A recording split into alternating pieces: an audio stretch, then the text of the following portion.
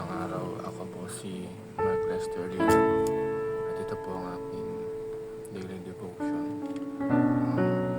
The Gospel for LGBTQ+, mula sa series ng Loving God is Hating Sin na tinalakay po ni Pastor Russell Camposa, 365 daily devotion.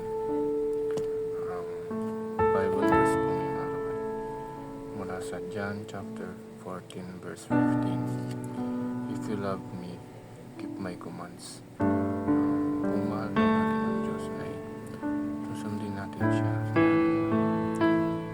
Dahil mahal natin siya, kasi kung hindi natin siya mahal, mabigat sa sarili natin na sumunod sa tao hindi natin mahal. Ang unang katuruan ngayong araw ay knowing Christ leads to loving Christ. Pag tayo daw is nag-share ng gospel, huwag din natin agad na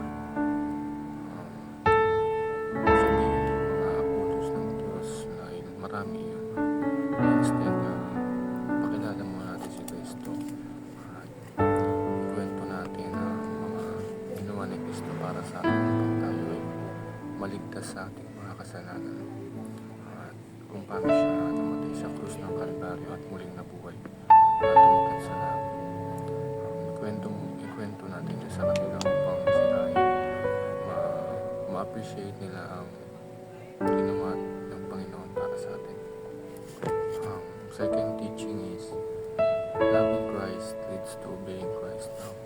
Pagmahal natin ang Diyos at kilala natin siya ng buo at sumusunod tayo sa Kanya is pagmahal natin siya, ang sunod na mangyayari is susunod tayo sa mga utos niya.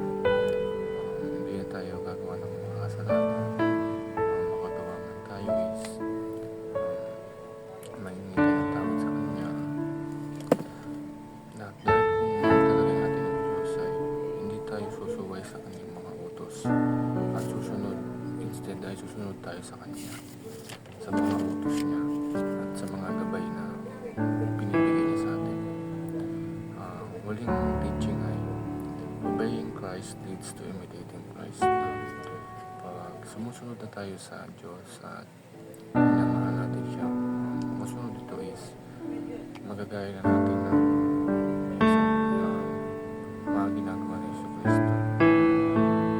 Mag-share tayo ng salita ng Diyos sa ibang tao at nagawa na tayo ng kabutihan at hindi na tayo nagawa ng kasama at hindi na tayo magpapatukso sa kaaway dahil si Cristo ay hindi natukso ng kaaway sa loob ng 40 days na kanyang paglalakbay sa desyerto. Realizations ko sa devotion na yan ay mahalin natin ang Diyos para gumanda ang ating buhay at bigyan tayo ng blessings na karapat-dapat para sa atin dahil kung susunod tayo sa Kanya ay hindi na tayo papabayaan at kung tayo naman ay susuway tayo lang ang mismong sumisira sa relationship natin sa